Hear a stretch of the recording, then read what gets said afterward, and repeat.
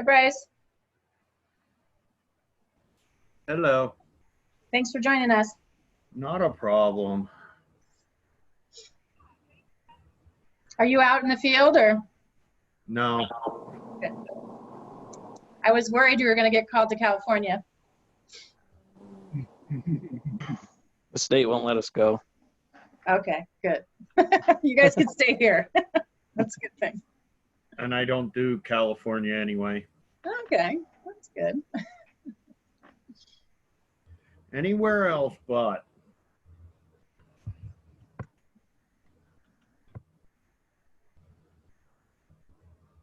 We got a few more minutes here. We're getting folks logging on. We'll jump on here in a minute.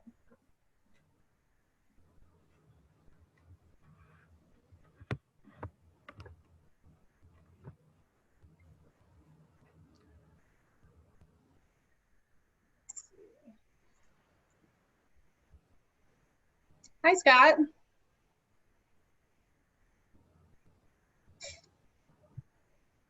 Oh, I can't hear you. You're muted. How's that? Is that better? That's good. Okay. Nice to put a face to a name. Yeah, yeah, you too. Yeah, nice to see you. Thanks for joining us. Of course. And Melissa, I just put you in as a panelist, but knowing that you're not going to be able to visually see us, but if you want to chime in at all, you'll have the ability to unmute yourself. Thanks so much. I can hear you. Great.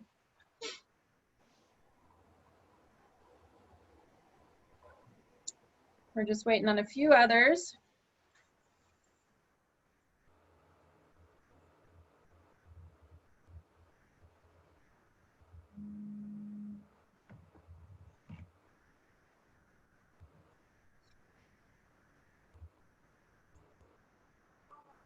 I guess I should change my name.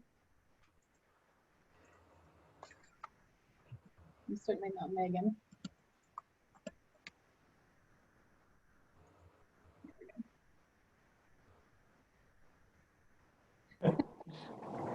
That's Trev. Oh, Hi. hi, Trev. Nice to meet you.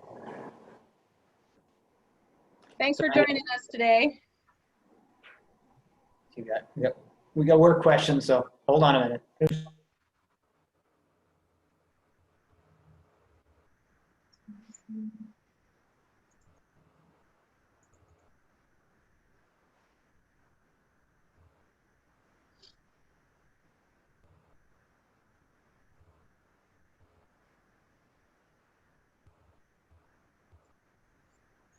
see.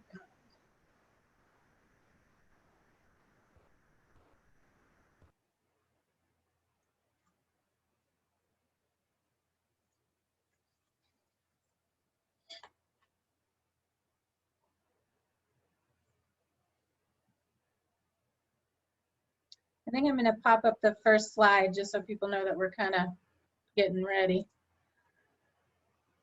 Go here.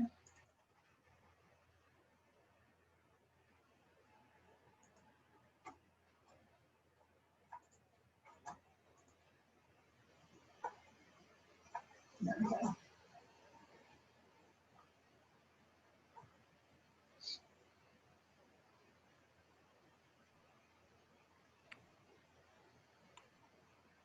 Manage, let me see. What's up, Bryce? Can you hear me? Yeah, I'm here. Hey, PJ. How you doing, Mike? Good. Good. What's up, Jess? How you doing? Thanks for putting this Hi. together. Yeah, thanks for joining us. You bet. So I am a little bit technically challenged on webinars, and I just realized when I go into my screen saving, I can't manage my participants. So I'm going to stop that for a second. Nice.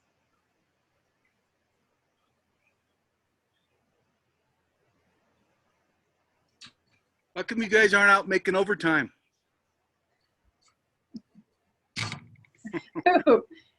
Who, Basin or the fire crew? PJ and Bryce. All right. I've had plenty of overtime this year, Mike. Don't jinx me. Good for you.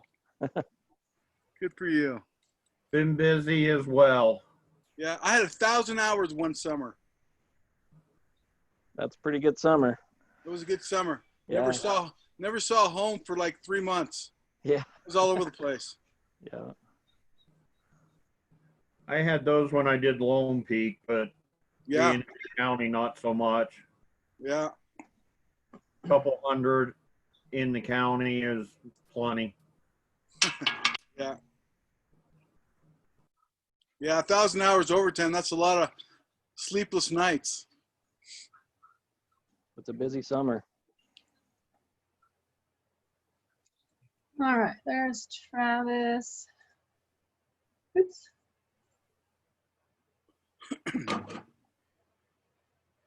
Oops, I just did Tom. Sorry, Tom. I'll take you out. I didn't mean to do that. Hold on. The list popped.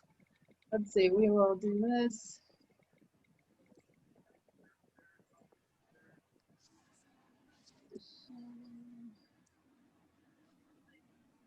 Where did Travis go? There he is. All right, and Alpine.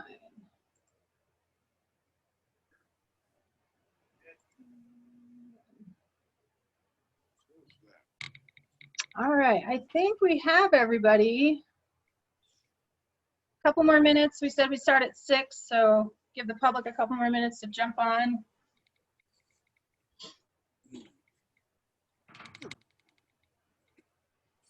Hi, Glenn.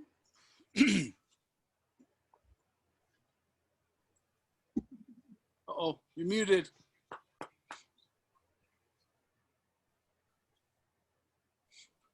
Ah, there we are. There you go.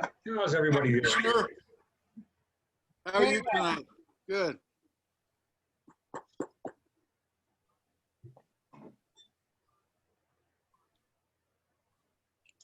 Okay, just a quick reminder to the public, anybody who's on the line, if you're planning on speaking during the public comment session, just make sure that your login is your first and last name. I do see a few that are just first names and some that are kind of cryptic. So if you could go in and right click your name and rename yourself, that would be very helpful.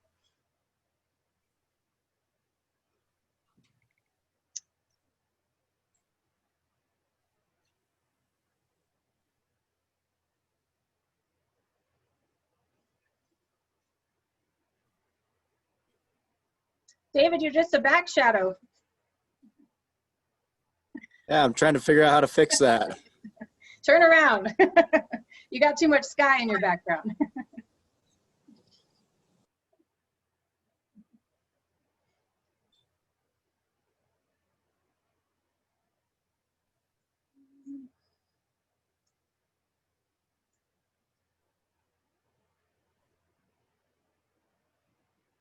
There's Don. Got a couple more from.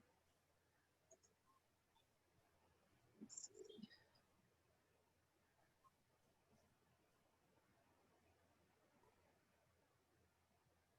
Okay. Just wait for that last panelist to come in here and we'll get started.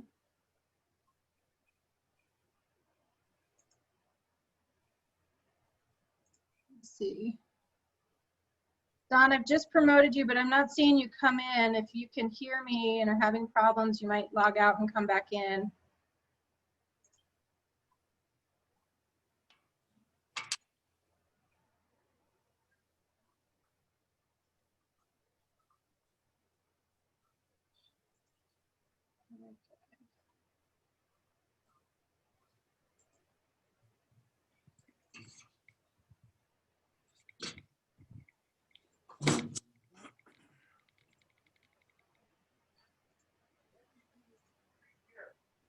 Just 1 second. I'm not a master at the Zoom. I know that's like the cliche of the COVID days, but just a sec. I gotta jump out one more time. Oh, there you are, Don. Great. Okay, so we've got yep, you're good. You're good. Awesome. Okay, we've got everybody here. It's 6:01, so we'll go ahead and start off. We're recording, and we've got 21 participants. So thank you all for joining us. looking forward to the conversation that we have here. So, all right, let me share. Can you all see my screen? You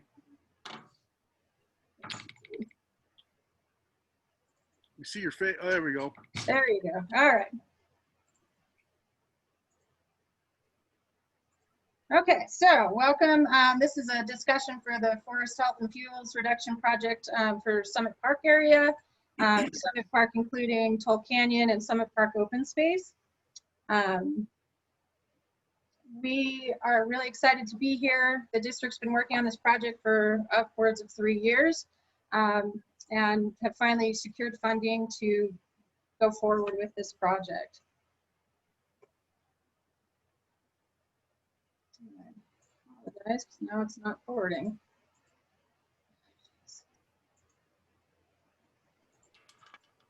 There we go. Oh, except I skipped one. All right, so here's our agenda. First, real quick, I'm going to go spend about 20 to 30 minutes going through the background of the project and an introduction of what we're planning on doing. After that, we're going to talk to our many panelists that we have on right now. I brought them all onto this project to let the public know that, you know, I'm not the expert in this. I do have a background in natural resource management, rec and tourism, parks protected areas degree, but I'm not a forester, I'm not an ecologist.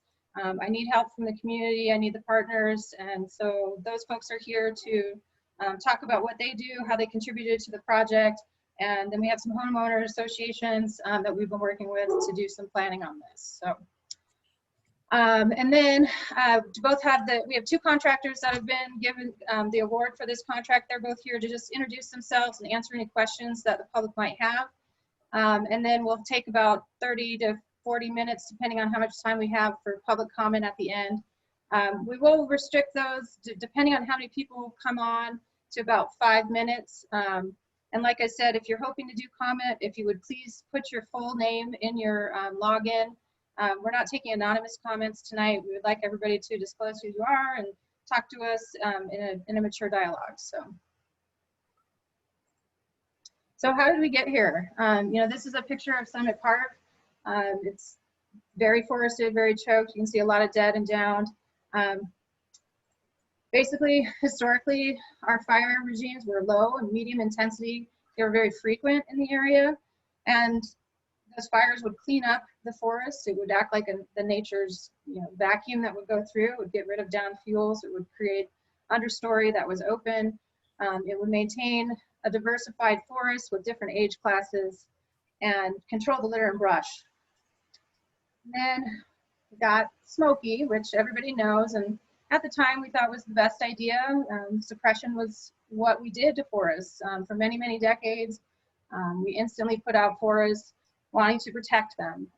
Over years and years, we've learned through science and measures that this suppression has created a monoculture in our forests.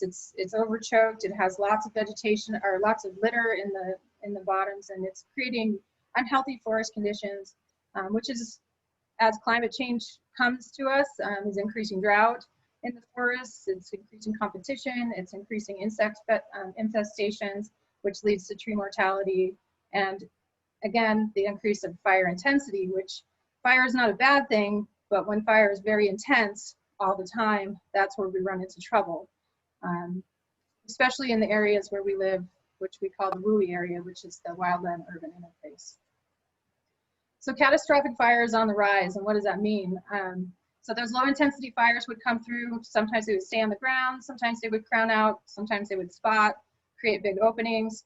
But when catastrophic fire comes through, it becomes a total crown fire, goes through the area, takes out most or all the trees. In low and medium intensity fires, you end up with some surviving trees. In catastrophic fire, you end up with total loss. You end up with a lot of damage to your soil. And it creates a situation where it takes decades to recover. This particular picture is the Hayman fire out of Colorado. I chose this one. I have a lot of history with this picture, but the neighborhood that this fire took out was bordered by a Forest Service property that was, not doing mitigation, and both sides of that boundary is what we're going to talk about tonight, and how responsibility has changed and how vision has changed about dealing with our forests and how we manage our neighborhoods. So basically, responsible stewardship is where I'm headed. This is a map, and I apologize for the quality. It's not great, but this is a map of Summit Park created by the Forestry, Fire, and State Lands Division, showing the risk of fire in our area. The darker the color, the higher the risk. And as you'll see in our proposal, the areas that we have focused on are the very dark red areas. We're starting where the risk is highest, and hopefully, becoming, help with that intensity that I was just talking about, and decrease that intensity by starting in the areas that are most at risk. So what's the plan? Why do we need one? Kind of going to be talking over myself and repeating myself a lot, but forest health requires fuels reduction. Disturbance has been removed from our ecosystem, and by doing thinning operations and management of the forests, you can create what fire would have done on its own. Because we can't introduce fire in this area because of the close proximity to homes, we have to act like fire would, creating those openings, thinning out the forests, slowing down the fire, creating areas where we can manage. And it's not if, it's when the fires come. The ultimate goal, though, is, we're going to implement thinning, patch cutting, and shade fuel breaks. I'll go through what each one of those mean. But really, the hope is to protect the watershed, increase habitat, and to improve forest resilience as climate changes, temperatures increase. We want our forests to be there, and we want to help them survive. The project right now is currently slated to run from September. It's currently slated to start on September 2nd and could possibly run until November 14th, depending on the contractor's needs. We should only have to be in there about 30 to 35, maybe 40 days. But onset of winter would also slow us down if we get an early winter.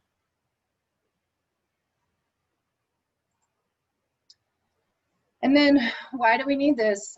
So in 2018, the forest stewardship plan on the property, and I should explain, Summit Park is a fee title owned by the district, by Basin Recreation, and it has a conservation easement that the Forestry, Fire, and State Lands Division holds. It's also a forestry legacy parcel.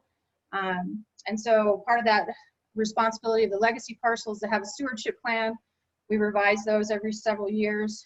This one got revised in 2018, and the quote on the side there is something I'll just read.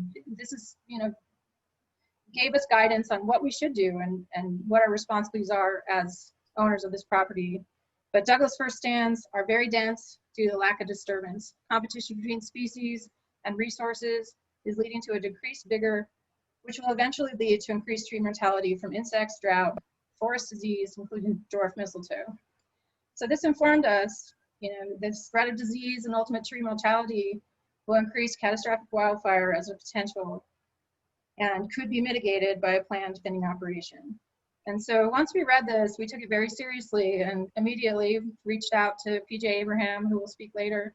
He's our area forester, wondering what an operation looks like. What do we need to do? We spoke to our WUI coordinator. How do we interface between our neighborhood and our responsibilities as open space?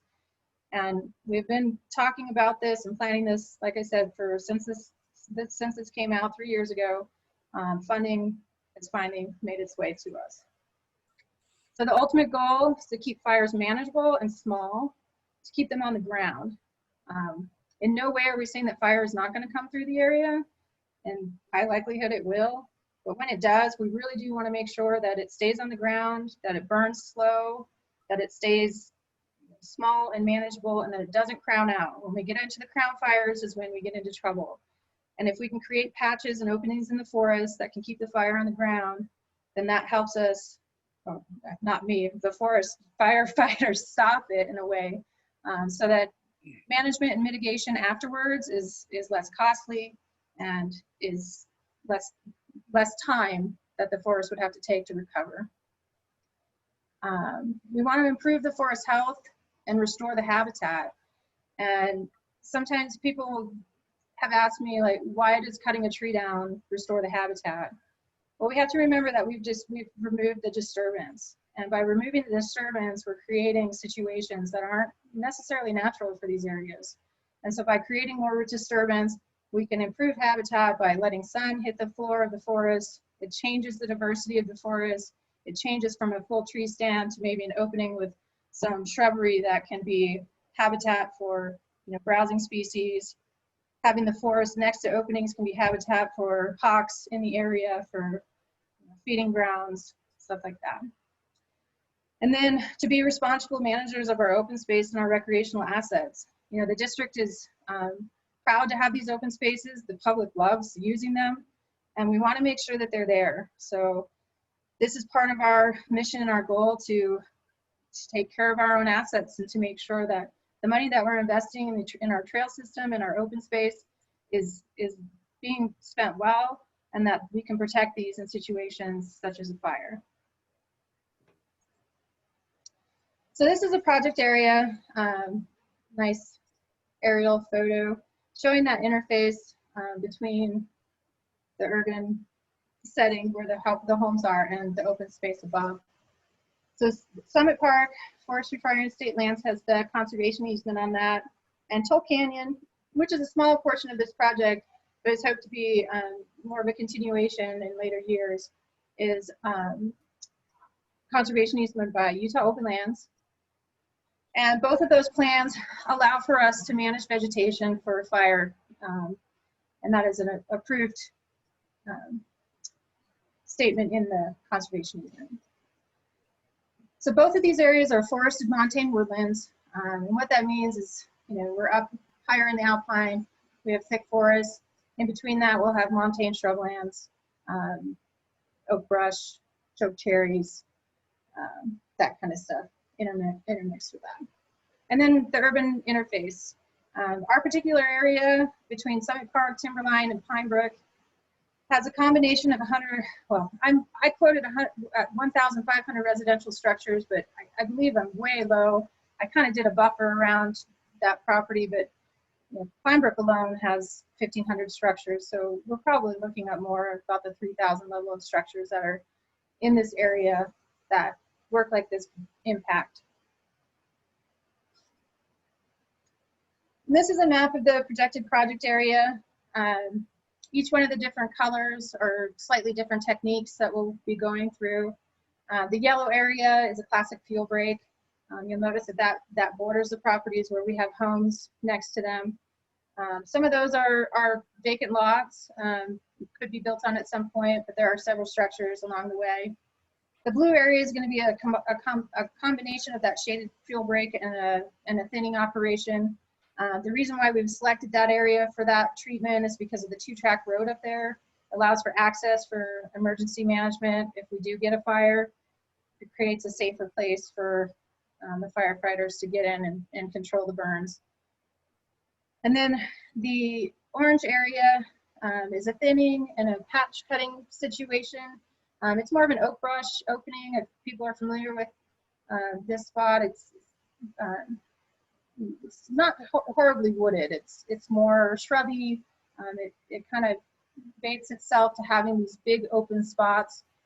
Oak brush tends to burn very fast, and by creating those big pockets of openings in those areas is the recommendation.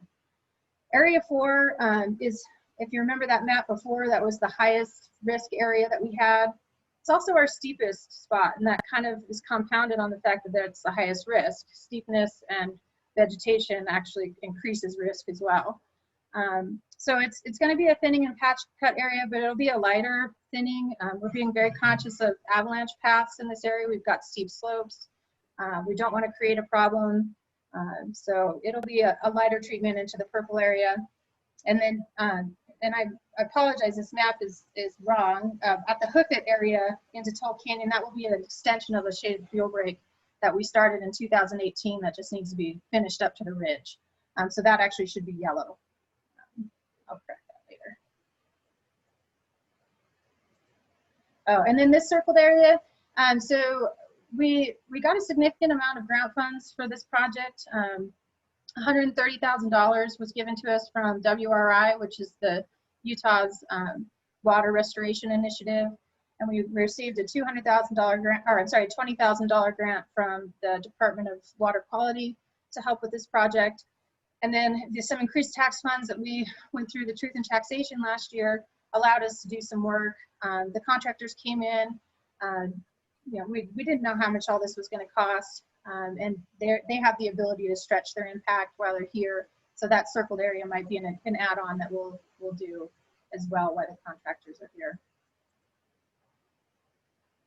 So the treatment prescription, like I said, it's patch thinning, or thinning, patch cutting, and shaded fuel breaks.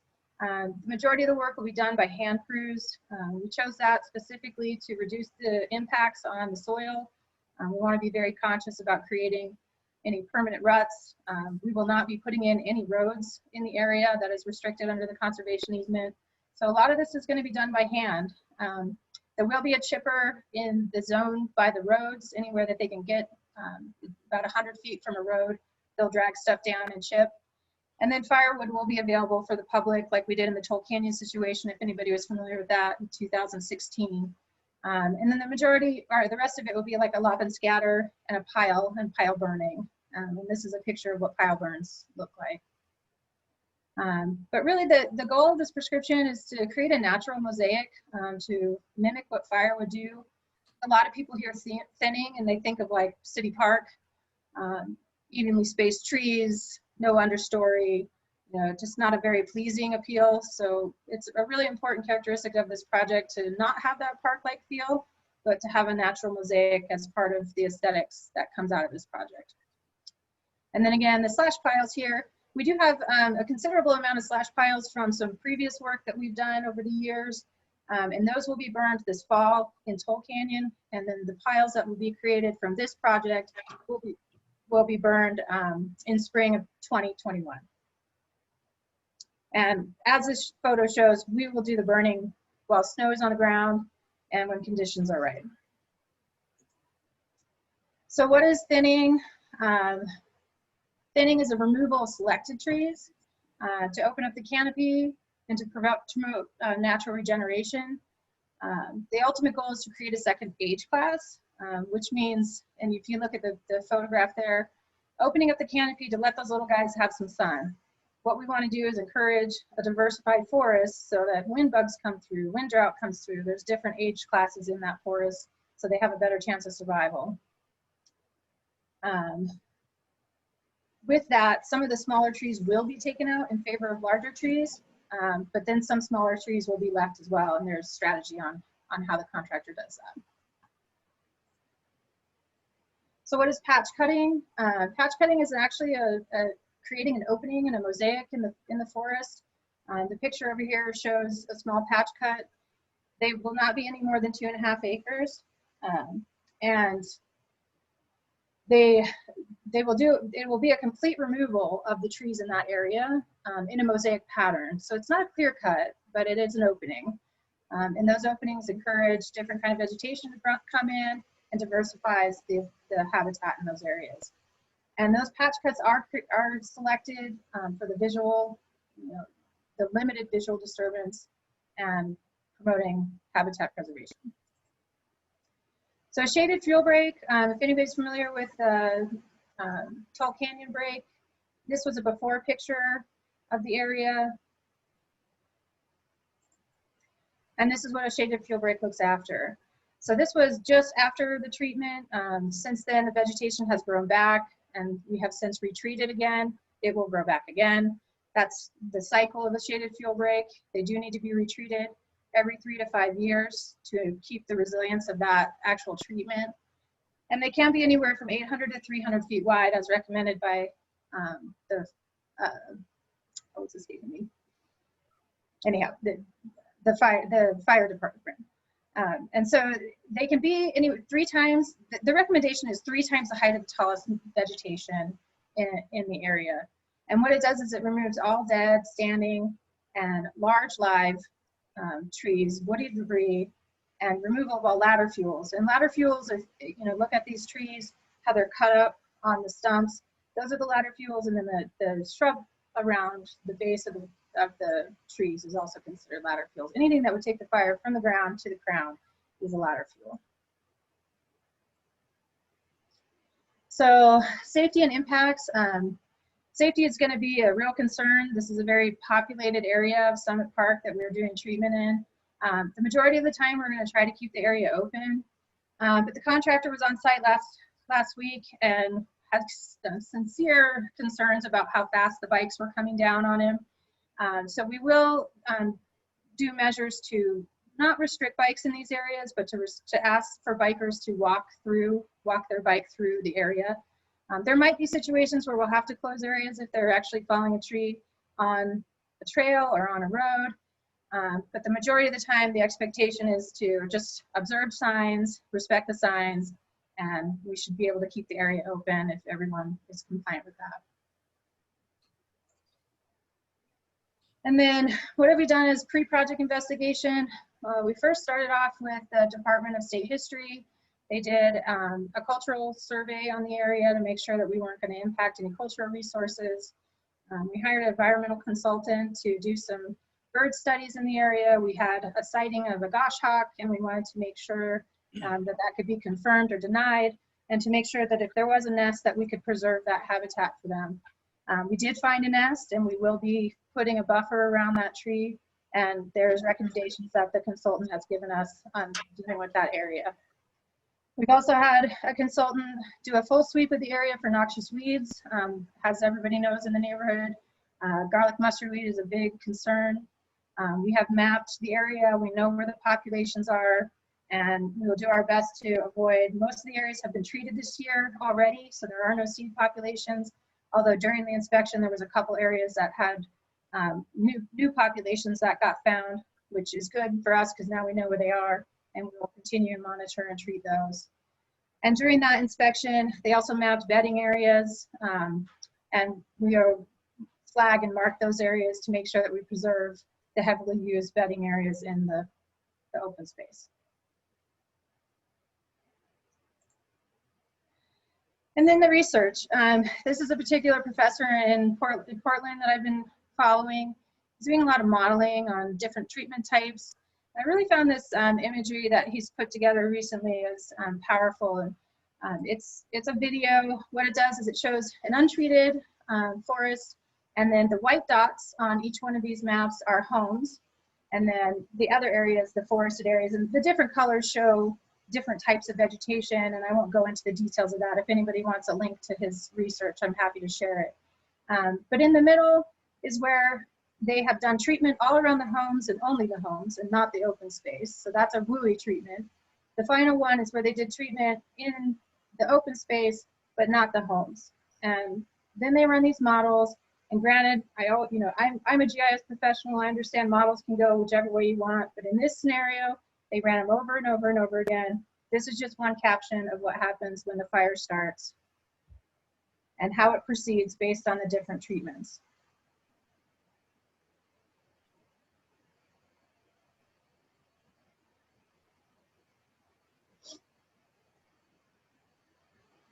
And so what you notice is that the untreated area moved very quickly to the homes. The treated WUI areas still made it to the homes and did some impact there. And the treated area slowly moved, but still made it to the homes, but didn't make it to as many, and was actually quite slower, which gave the neighborhood a little bit more time. Oh, go back there. So that's a little better picture of it, of the final presentation there. But as the different treatments slow down the fire, it can change the outcome of how it reacts.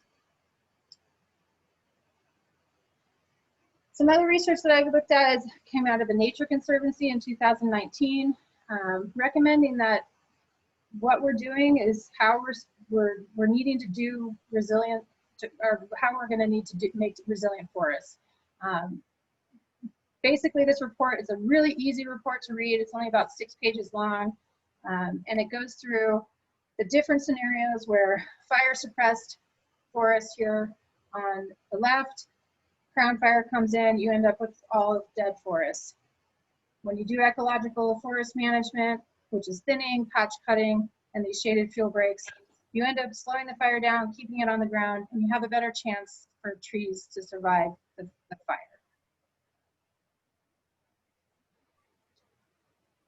So this is a hard one for me, and I'm an emotional person, so people who know me know that I'm the crier, I'll own it.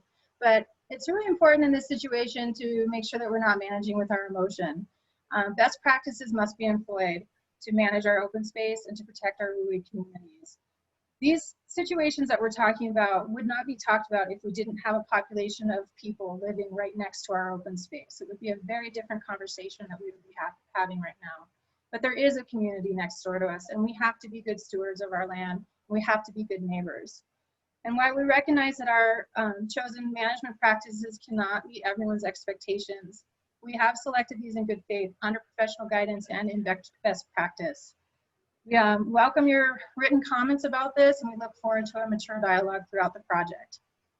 And like I said, I am open and willing to talk to anyone. We do have a comment portal right now that is open until tomorrow. If we feel like that isn't long enough, I'm happy to continue that so that we can collect more comment, but please don't hesitate to reach out to me and ask questions. And then our real threat, right? So on August 6th at 6 o'clock, the Parley Summit fire started, and it quickly grew to 80 acres in several hours.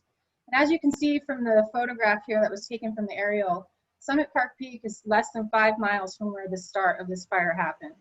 If conditions were different, we would be sitting in a different situation right now. We might not be in a situation where we have a chance to mitigate this property. It could have burned very easily during this fire.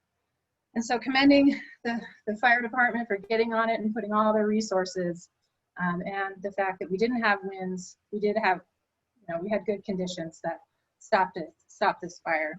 It did really shed some light on what could happen.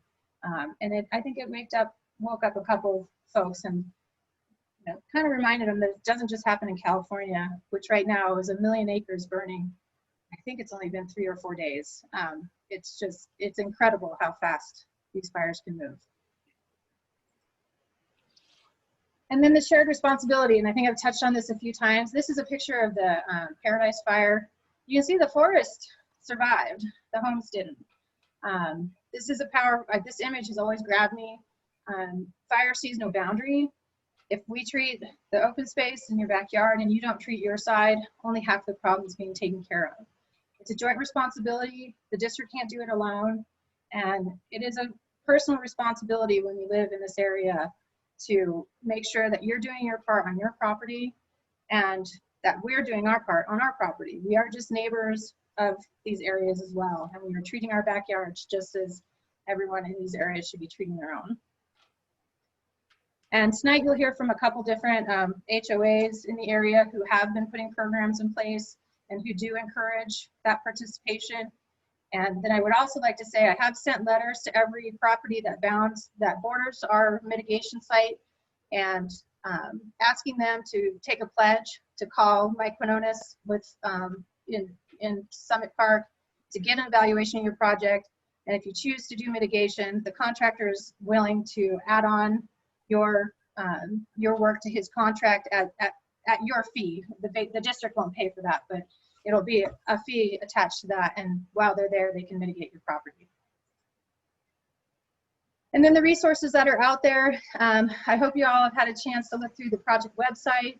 On there, you will find a link to the public comment page, and then also a link to a closure map that if we have to close an area, that will be updated in the mornings, kind of telling people where people are working and what to expect, so that there can be some good transparency through the project so no one's taken by surprise. And you can access this information by going, sorry, I got a fly in my room. You can access this information by going to basinrecreation.org. The front page right now has a link. Once that link goes away, you can go down into the open space page, either Summit Park or Toll Canyon, and access that information. And then like I started with, I couldn't have done this at all. We couldn't have done this at all without our partners. I'm not a forestry expert. I'm not a watershed expert, but these guys are. And so I heavily lean on the Utah Forestry, Fire and State Lands, the Park City Fire District, Summit County for support, the different, the Utah Department of Wildlife Resources, and our HOAs in the area. And you'll have a chance here to hear just a little bit about them now, and then they'll be here to answer questions as well as we go on. I'm going to stop the slideshow.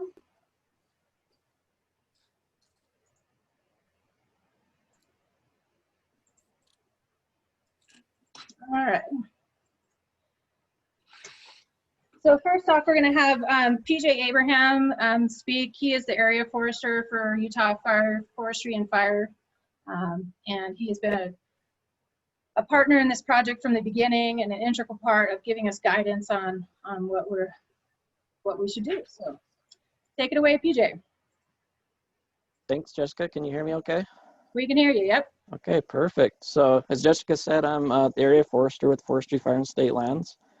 And Jessica asked me to speak briefly on the conservation easement, a little bit about the need for the project, as well as forest health benefits for this project. So I believe back in 2001, the Summit Park property, which consists of around 316 acres, was entered into a conservation easement under a program called Forest Legacy, which is administered and overseen by our division, Forestry, Fire, and State Lands. So once a year, annually, myself or somebody else from the division will go out and perform an annual monitoring of the property just to make sure everything's within the regulations of the easement and to make sure things aren't being done that was promised, said that wouldn't be done when the easement was created. The goal of the Forest Legacy program is designed to protect and manage for future generations. And that can be achieved by maintaining forest sustainability, protecting and enhancing water quality, preventing future conversion to non-forest uses, and then following the recommendations outlined in the Forest Stewardship Plan, just to name a few things. So if you're looking for more information about Forest Legacy or our Forest Stewardship programs, they can be found on our website. You can go to ffsl.utah.gov and you can read more about that.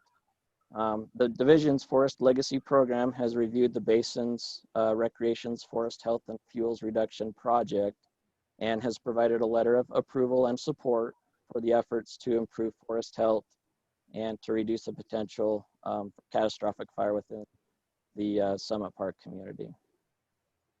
So as far as the need for the project, forest health assessment for insects and diseases was conducted for the likelihood of a bark beetle outbreak, which identified hazard rating for the area of concern, where substantial losses could be expected if a bark beetle outbreak were to occur. So if you guys are familiar with bark beetles or not, just a little bit of background.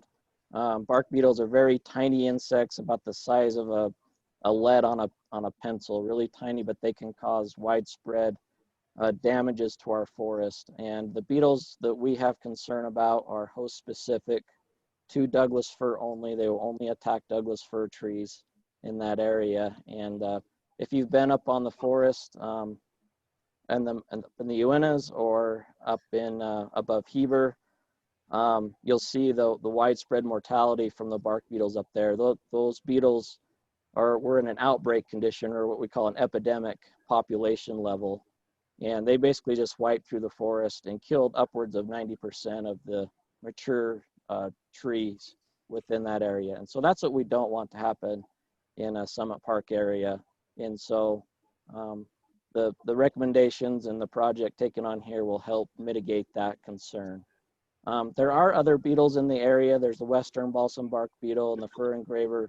Those will also attack the white fir trees that are also up in the area. So the white fir and the Douglas fir trees are the two most dominant trees that you can find in the area. So the forest health assessment and the hazard rating were based on stand characteristics like the age of the stand, the density of the stand, the average tree diameter, species composition, just to name a few things.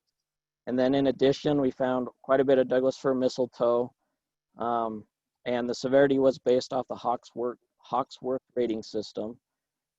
So trees that are experiencing high amounts of Douglas fir mistletoe will be the ones that we're going to be targeting for removal. So we're going to try and remove that disease component from those trees and mitigate that issue as well.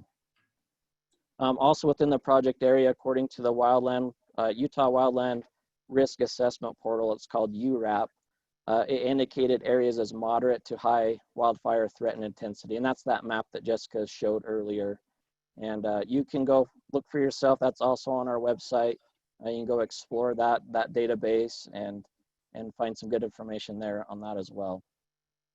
So as far as implementing the fuels reduction and forest health project, it's going to help promote overall forest health benefits. And Jessica really already talked a lot about this already, but it's basically going to be allowing more water to reach the forest floor, more sunlight to penetrate the forest canopy. It's going to decrease competition between species. And it's also going to promote stand vigor, which is going to help aid in the tree's ability to fight off injurious insects and diseases. And if you were to talk to any of the fire behavior analysts, they would likely indicate that the fire threat and the fire intensity is also going to be decreased by removing the fuels. So that's all I've got for now. Like I stick around at the end. I'll be happy to answer any comments. Thank you, BJ. Next, we're going to hear from the Utah Department of Wildlife. Sean Hill is Habitat Impact Analyst Biologist. Take it away. All right, you hear me all right? Yep, we gotcha. All right, I'm not the main guy for this project. He's actually hunting right now, but he had me come here to kind of give the DWR's input on this project, and I hope I can kind of fill his shoes, and I'm sure I can fill any questions that may come up or pass them on to him if any need to be answered. But yeah, the Division of Wildlife Resources is happy to be a part of this project, as we know that, as both PJ and Jessica just explained, the increase in diversity and resilience will also benefit the wildlife in the area. And the division does quite a bit of work with what we call nuisance species in the area, when they bug the when they're considered a nuisance to the people living in the area. But this project would also provide habitat for those species that see people's yards as good habitat. Doing this sort of project will provide habitat outside of the communities to both relieve us of having to go and trap or remove moose and elk or other animals in the area. So yeah, overall, this will be a good project for wildlife, and we're excited to see it get put into place and see the effects that it will have. I didn't know if you wanted to speak towards the BDA projects at all or not. I noticed you didn't mention that. Is that something you wanted? You know, it wasn't a topic, but if you can, if you want to touch on it for like 2 minutes, I think that was a great part. It was a beginning part of the project in Toll Canyon. So yeah. Okay, I guess in short, it's just we're mimicking the behavior that beavers would have in an area where they aren't currently known to occur, which on the topic of fires will increase the amount of riparian area and kind of create a green fire break. So we are putting structures into the stream in Toll Canyon to widen the stream, increase the riparian area, which will have that desired effect of both increasing habitat for wildlife, as well as giving another defense against the spread of fire. So yeah, I'll be sticking around as well to field any questions and I'll pass any that I can. I'll pass on to my colleague that was supposed to be here. Thank you. So next we're going to hear from the Summit County Fire Warden, Bryce Boyer. Hi. So just talking a little bit about fire occurrence and so on. In Summit County, we're up to about 80 fires in the county this year. It makes a huge difference having these fuel breaks and so on, where we have fuel breaks. thinned out forest and so on, fires are much easier to contain. Also to protect structures from. So with the project, it's kind of dual purposes or multiple purposes with fire reduction or lessening the fire intensity, but as well it'll help make the land more usable in wildlife or for human foot travel and that kind of stuff.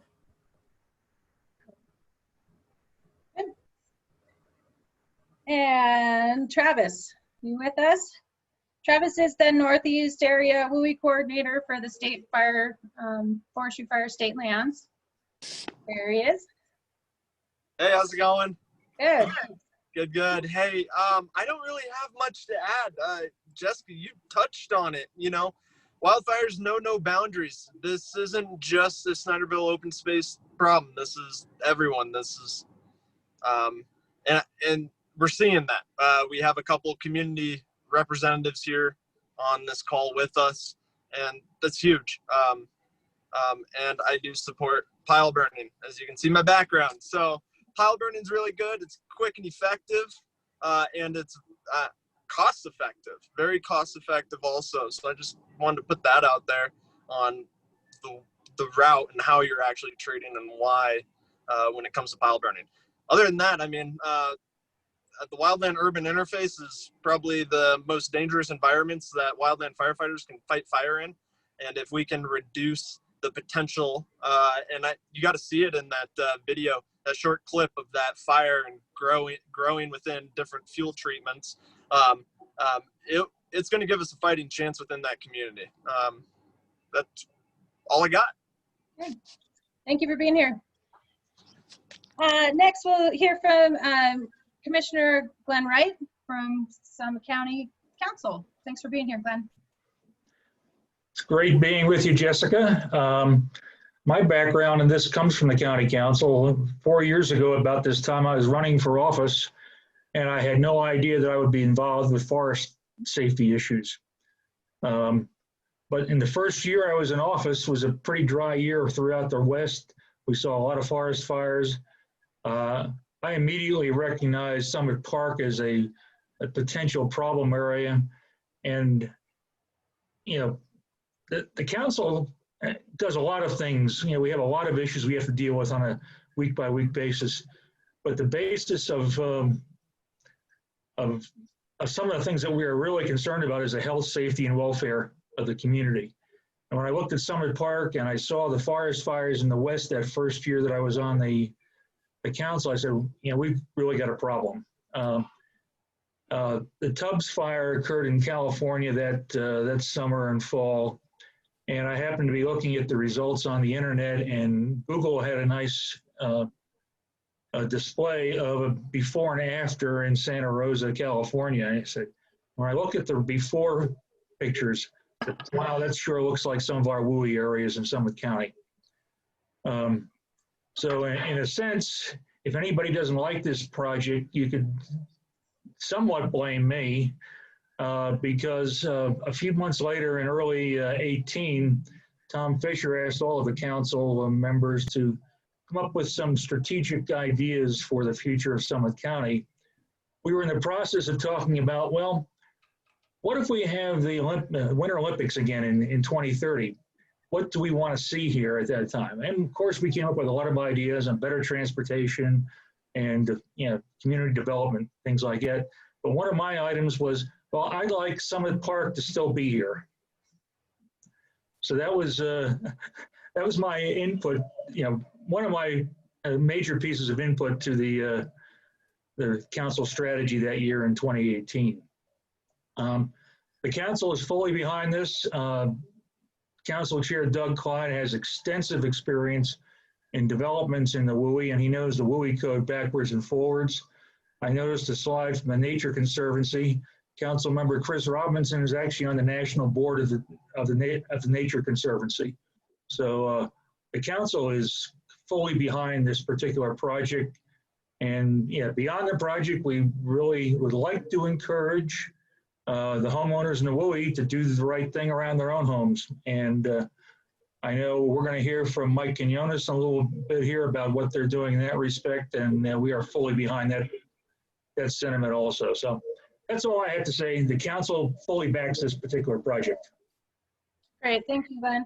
And I also wanted to add, like, in the midst of COVID, you know, going on to a project of this magnitude, spending money when everyone else is cutting back, I did reach out to council, and I'm very grateful for the support, because I really wanted to know that what we were doing was something that was backed by the community and the council, and 100% supported, did not want this project being cut amongst the COVID. So we continued forward with it, and I appreciate that support. So thank you to you guys.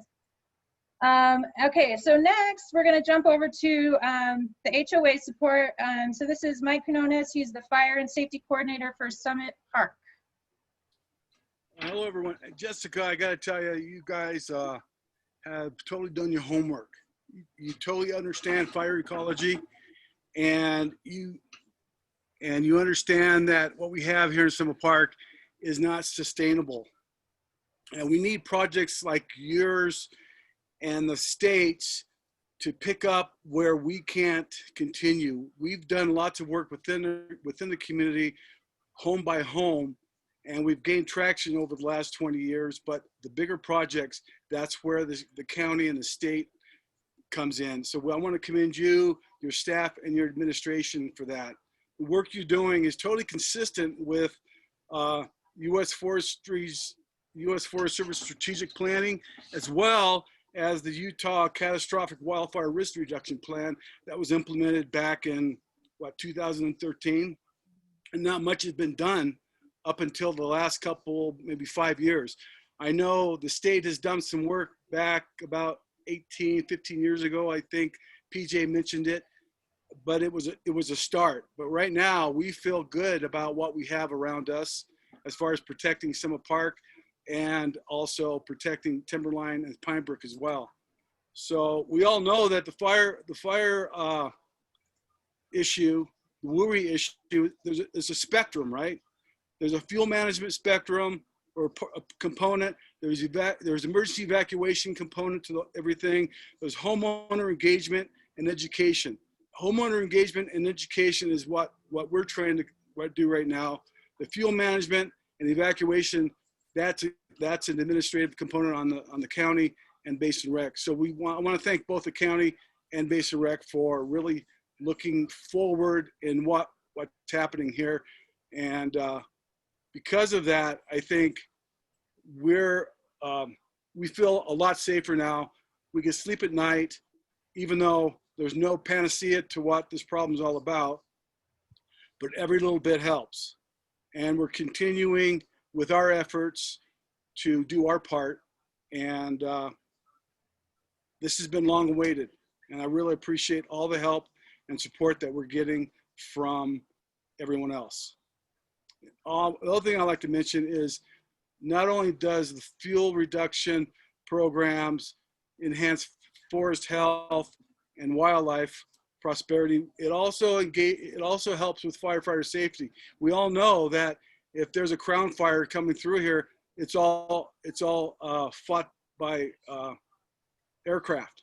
We're not going to send personnel in a full-on catastrophic event. So if we can keep, like you say, if we can keep the fire on the ground, low intensity, out of the crowns, Park City has an opportunity to go in and actually do structure protection, is what they do 99.9% of the time. So without that component of keeping that the forest aspect of it out of their safety zone or their issues, they can focus on protecting the structures. So that's how we see it within Summit Park. Okay. So I appreciate it. Thank you. You're welcome. Thank you. And next, Don Brown from Pine Brook. He is the Pine Brook Fire Safety Committee co-chair and the Masters Association. Hi, Jessica. Thank you. You hear me okay? Yep, we can hear you. Wonderful. So fabulous project. Pine Brook is about 1,450 residences surrounded by almost 600 acres of open space. Beyond that is open space managed by the likes of Basin Recreation. And so our charter is to improve the fire safety within the community, but that becomes moot if the adjoining lands are not well managed. And so the work that you're doing aligns directly with our need, and certainly the partnership that you've shared with us over the last several years to engage our work has been invaluable. We created our committee in 2018. In 2019, with recommendations from Basin and others, we hired a contractor who successfully addressed a large amount of work within our community. We're again pursuing work this year, 2020, with contractors. We're considering the same contractors that you've awarded your work to. So there's no coincidence. These are successful engagements, and we look forward to the work realized this summer. We're successful because we're finding partnership with our neighbors and supportive board.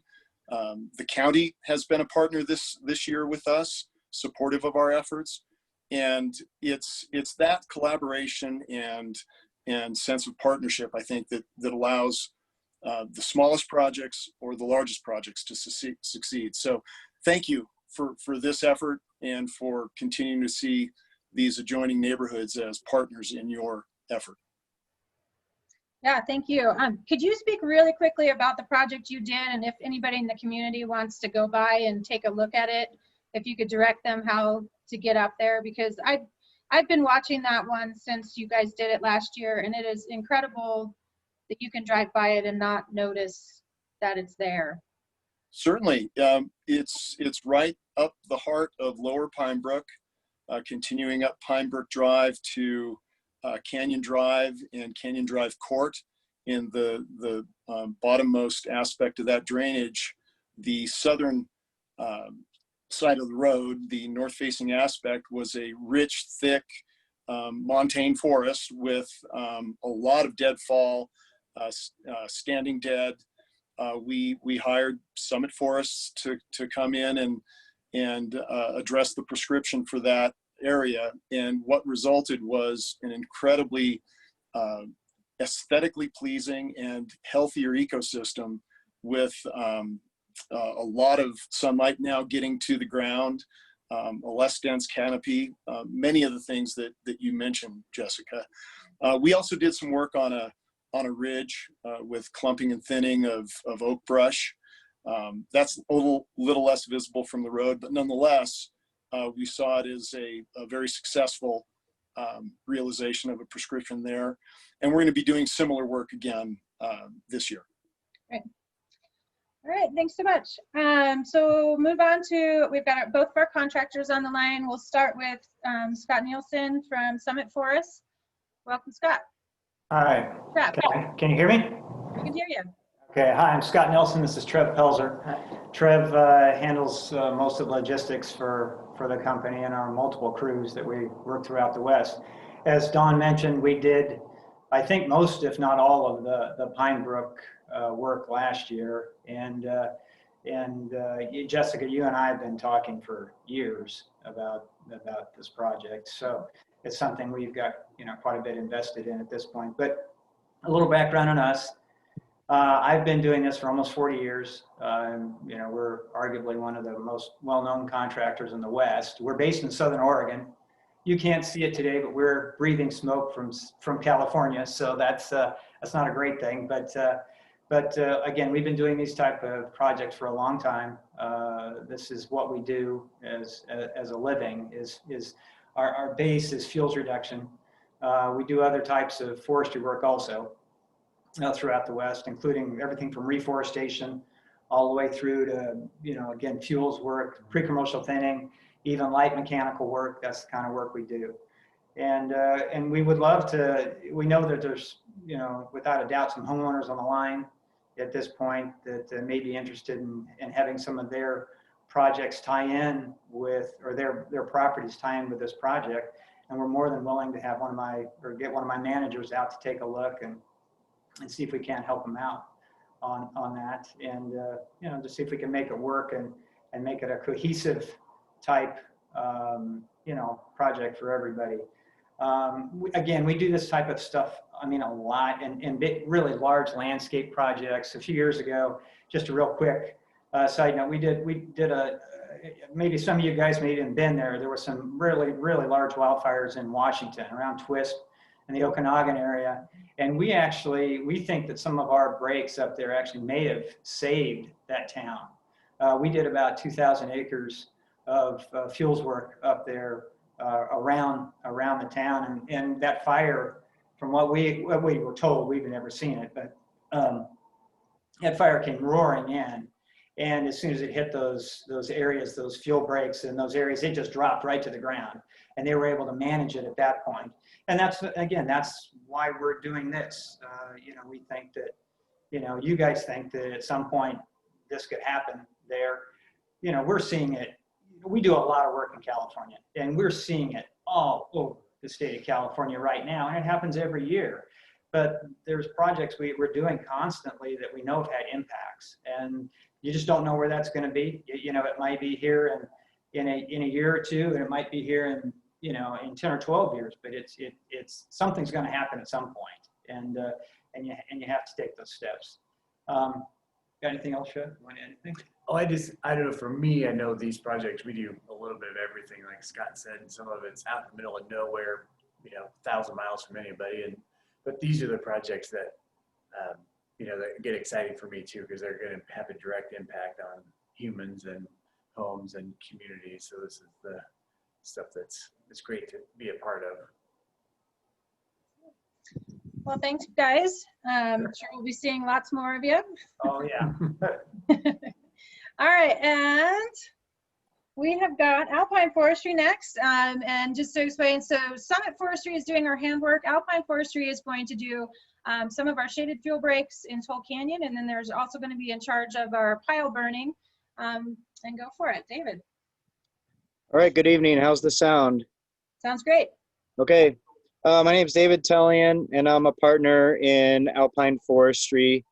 We are based right here in Park City, and my partner and I have over 40 years combined experience working for the U.S. Forest Service, state agencies, private contractors in wildland fire management and fuels work.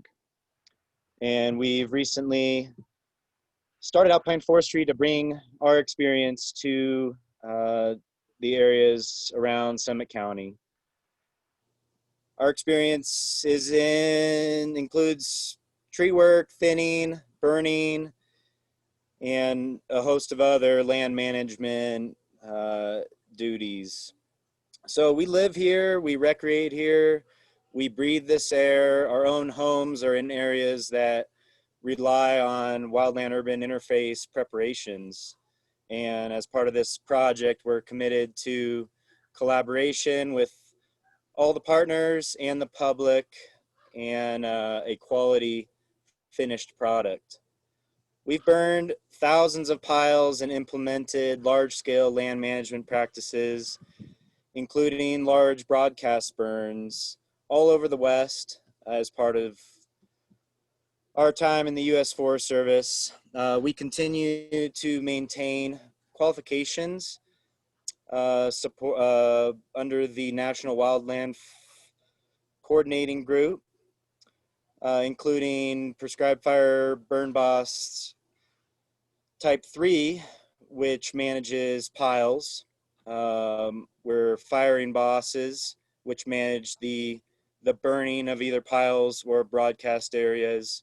We're fire effects monitors, where we watch the effects of the fire behavior and effects on the species that they accomplish the objectives that we set out to do. We're incident commanders, task force leaders, able to coordinate with several different resource types to accomplish a single objective. And we also remain available to assist wildland fire locally as that need arises. Our process for pile burning follows best practices used by land managers worldwide. This includes a written plan distributed to all partners and predetermined weather conditions. Burning will meet all regulatory requirements by the county and state and only occur under conditions that do not allow fire spread beyond the individual piles. In addition to that, burning days will only occur under conditions that allow for excellent atmospheric mixing and the dispersal of smoke. So we're really excited about this project. We've done this many times in all different areas in the West, and the area around Summit Park is very familiar to us, not only for living here, but working in those specific conditions in the fall, spring, and so forth. So we'll be staying on the line here to help answer any questions from public comment period as well. Thanks, David. And we were going to hear from Park City Fire. Unfortunately, he got pulled out to California, so Grant won't be joining us. I did want to give a quick opportunity. We do have 2 board members on the call who are part of our open space committee. I'm going to promote you both just in case either one of you want to say anything. Kathy and Carrie, you're up if you want to say anything. If not, no worries. We'll just go to public comment.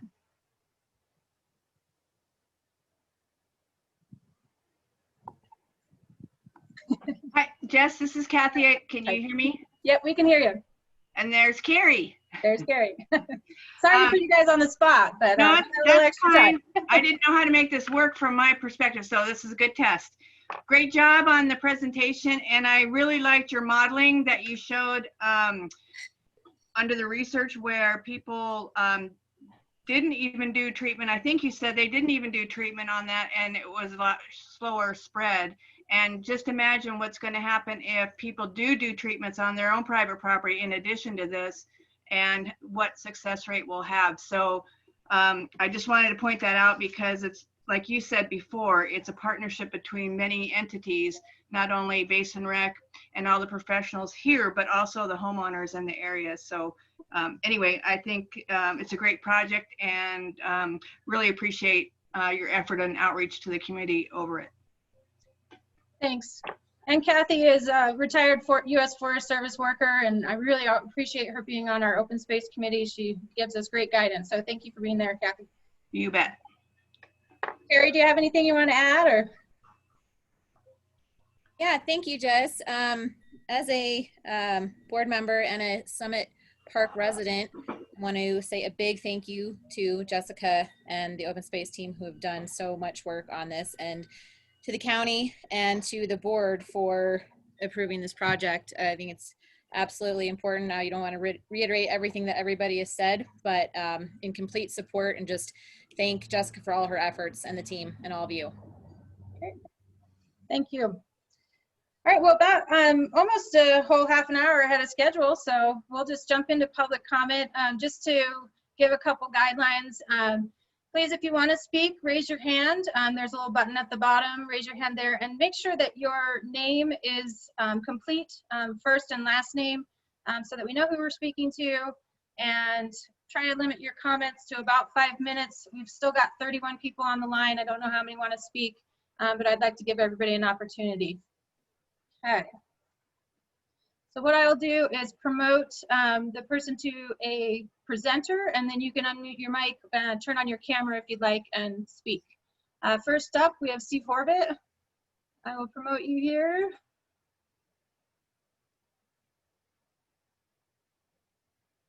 And Steve, you should be able to unmute now. All right, am I good? Yep, we can hear you. Okay. I don't see the camera, that's all right. So Did I understand you correctly, Jessica, that the part along the Hoofit Trail that goes into the Toll Canyon open space is not just thinning and patch cutting, it's going to be another fuel break? It'll be a continuation of the existing fuel break that's along the trail right now. Yes, it'll When finish did you off that fuel break. discover that the information on the website was incorrect? So as I was doing that presentation, the color is just incorrect. Okay, So right. I apologize The for that. color, which tells you if it's going to be thinning or a fuel break. When did you discover the color was incorrect?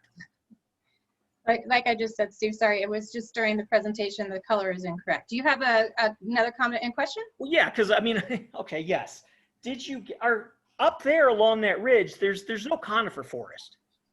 There's kind of a line or a row of mountain mahoganies, and then surrounded by, and then some gamble oaks. Are those going to be considered ladder fuels and cut down? So I might pass that off. I don't know. Travis, do you want to field that one as far as what is considered ladder fuels for shaded fuel breaks? I'm sorry. Well, I missed that question. What was the question? Can you explain what constitutes a ladder fuel? So ladder fuels are, so when Jessica's talking about the ground fuels and the surface fuels, fires grow along the surface. So a ladder fuel is anything that could carry surface fuel up into the crowns of trees. Okay, so where there's mahoganies and nothing above them, there's no conifers along this ridge. It's kind of exposed ridge. It's the only place sago lilies grow in Toll Canyon anywhere near a trail. Is that going to be considered a ladder fuel if there's no conifers, if there's no crown to carry to? In other words, are you going to cut down the mahoganies? I can't speak to whether the mahoganies are going to be cut down, but it's more the brush that's going to be underneath the mahoganies that are going to be a concern. Unless the mahogany is potentially underneath a fir tree. And then at that point, there's a bunch of other factors that are going to come potentially into play on which one you're going to keep and which one you're going to end up cutting. And then my final question is, as you know, this is a conservation easement. What input did you get from Open Lands about this plan? Steve, can I limit you to one more question? You're almost 4 minutes in. Yeah, and I got 5. What input did you get from Utah Open Lands, who holds the conservation easement and gets the scenic recreational values? They've been noticed and have a notification to approve the project, yes? They approved the project? Correct. When? They were given notice and have approved the project. Okay, so they were given notice, I mean, before a week ago? What input did they have? So they have input as the conservation easement holder to uphold the conservation values of the property. And we were not seen with this project to be in violation of that. Okay, I think your answer speaks volumes. Thanks. You're welcome. Let's go to our next person. Jessica, if I can add one thing, I just looked up the document you sent us from Utah Open Lands, and they approved the concept of the project back in 2016. Okay, thank you for that. I'm going to send, how do I put you back? Oh, wait. Apologies, here's my, there we go. Okay, next up, Stephanie Graham. I'm promoting you now, and you should be able to unmute once we see you there. Stephanie, you have 5 minutes. Okay. All right. Can you guys hear me? Yep, we can hear you and see you. Okay, great. Hi, everyone. First of all, I do think that was a really good presentation, and I appreciate it. I had a couple of quick questions about it, and actually one comment for Shane. Shane, if you're still on, hi. I'm speaking on my personal capacity, not through work. So, Okay. First of all, in terms of BDAs, Shane, I think that would be a really great opportunity for outreach to community, to members of our community. If you guys are wanting hands with those, I noticed that they were in the canyon the other day. That's one comment. The next comment is, what are you guys going to be doing in terms of weeds work and monitoring? You know, anytime that we have a new disturbance, there's always concerns that we're actually spreading additional weeds. So I'll make a comment and then I'll let you guys respond, and then I have about 2 more. Shane, I think I can answer the question about the BDAs as well. So Yeah, go ahead. the original project for the BDAs was supposed to be implemented last fall, and we had that really early snowfall in October, which made it just unmanageable to do the work in the riparian area without doing a lot of disturbance. So we did push that off to this summer, and then this thing called COVID hit and really stopped us from doing that community outreach. It was supposed to be a hands-on, everybody on deck. There's so much fun to build. It's so much fun to get in the water, and it was really sad, that we lost that opportunity with the community. We will be building more. Next year we'll have an opportunity. In the fall we might still have an opportunity. So I will keep you on our list of people who would be interested in doing that. Definitely we will post it on our website if we have the opportunity. Unfortunately right now we are not allowed to have volunteer events, so that kind of restricted us there. But they are pretty exciting, and we do hope to get real beaver reintroduction, so that will be even more exciting there. And then to speak to the weeds, so I don't know if you saw the portion where we have had the whole area surveyed for noxious weeds and mapped to the best of our abilities. Of course, we're not going to get everything, but we have put a good set of eyes in there, and we do have a weed management document that outlines our strategy for keeping up on our weed management. Definitely after something like this, 3 years of monitoring on a regular basis is what we've done. It's what we're doing on the trail in Toll Canyon as well, just to make sure that we get the populations that pop their little heads up. But it is a daily occurrence. I shouldn't even say it's 90% of what we do in open space is monitor, manage, and combat weeds. So it's definitely on our radar always. And just so you know as well, we specifically hired these contractors for their handwork because that disturbance will be minimized. There won't be machines driving around the open space, so we will have a lot less impact than it's perceived. Okay, yeah, just gonna flag that as a continued concern, as it always is, especially when there's any additional disturbance. Absolutely. I have a question, and then I've got 2 very quick ones. One is also, I'm looking at the map, and maybe I am looking at the wrong map, but the main map that you showed that had those yellow and purple and blue images, I'm not seeing the Toll Canyon portion of it that you were discussing, and so maybe there's multiple maps. I'm not sure, but you keep talking about the fuel breaks in Toll Canyon. I live right next door to Toll Canyon, which is why I question. We hike up there almost every day. So I just wanted to make sure that we're seeing the correct maps on the website. Yeah, here, let me pull it up really quick. I'll share the screen. We've got 53 minutes. If you have another question, you can answer it or ask it while I'm. Yeah, and the only other thing I was gonna say, and not that it's necessarily of interest to myself, but just curious on what you guys are planning on doing with the timber that gets removed. It sounds like some of it will be burned. I don't know if any of it will be removed in any other fashion. I know in the past you guys have kind of had folks go in and collect it for firewood and things like that. Jess, I know you and I have talked about in the past, potentially if there was opportunity to do things like Christmas tree cutting. I also think that would be a really great potential outreach opportunity to folks in the neighborhood that could help contribute to some of the fire mitigation, and also have an interest in cutting down their own Christmas tree if there's a way to flag them, or people would even pay a permit for that, pay for permits, I'm sure. I just know that would be probably a interest. Yeah, that is still on my list ever since we had that conversation. I did try to implement it last year. We got anyway.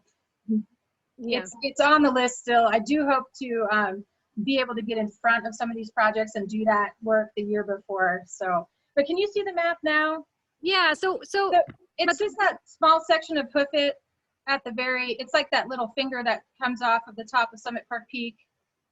Yeah, so the other part of Toll Canyon that's actually like down in the, closer to the creek, that area where the goats have just recently gone in, and as well as along the creek. You're not planning on doing anything else in that area then for now? No. Okay, that's good to know. Thank you. I appreciate the clarity. All right, and we don't have anybody else. Does anybody else want to raise their hand and ask again? Mike? Hold on one second. Hey, PJ, can you hear me? Yeah, PJ. go ahead. Go Hey, ahead. in Summit Park, we noticed there's a large mortality of white fur. The Doug fir, it's kind of patchwork. It's hit and miss with the population of beetles for Doug fir. What's your experience with an anti-aggregate pheromone for host specific, meaning for the Doug fir and white fir? So as of right now, Forest Health Protection does not have any recommends for anti-aggregate pheromones for white fir trees, or for beetles that attack white fir trees. On the other hand, Douglas fir trees, there is an anti-aggregate pheromone called MCH, and that can be used to basically, that's a pheromone the beetles emit when they attack a tree, and so that'll kind of push them out of the area. And so that is a tool that we could use in the area if we start to experience high beetle populations, and we can use that as a treatment method. Does that answer your question? Yes, because I'm promoting that now within the community, and there's several people that are buying it and just putting it in their yards just as a measure. So, good. Thanks. Yep. Okay. And I actually just looked in the chat window. Wendy had a question. She said there are a lot, it's kind of exactly what you guys were talking about. There are a lot of dead trees. I understand that it is due to beetle infestation of, oops, that just flipped on me. Sorry, it just went away. A lot of dead trees. I understand that it is due to the beetle infestation of some kind. Is this a concern for fire danger? So I would say yes. The dead trees, yeah. Bryce, you want to talk about that? Yeah, with the beetle kill infestations and so on, it significantly will increase the fire danger, particularly as the trees are dying and they're red needle. It can really significantly increase the fire danger. Once they lose their needles and so on, it's less of a risk, but they're still there. They also then become a magnet for possible lightning strikes and that kind of stuff. So it can also attract the fire. Right, and then she also asked, is there a way to prevent this? And I think that's what you guys are just speaking to. There is some pheromones for pine, but not the fir, so. Stephanie added one more comment. I also appreciate the goshawk surveys and the avoidance of the nests. They need those old growth trees, and we often recommend people avoiding, I want to say, up to 20 acres surrounding the nests for removal. However, removing ladder fuels is not necessarily bad, and overall the removal of ladder fuels will help the wildlife mitigation. Oh, she said you don't have to read it, sorry. But I just did, so I didn't get to the end. So anyhow, I don't see any more hands up. I guess I'll just call last call if anybody has anything they would like to add to the conversation. Go ahead and raise your hand now.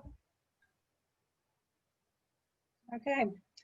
Well, running early, so that's probably good for an evening. We can call it good at 7:20. Thank you all for attending. This recording will be put on our website. I also want to remind the public that we are taking comment through the portal until tomorrow. But like I said, don't hesitate to reach out to me after that if you have further comments or questions. I'm always willing to chat and talk you through it. But that's it for now. So thanks to our panelists. I really appreciate you all, and have a good evening. Thank you. You're welcome. Good night, all.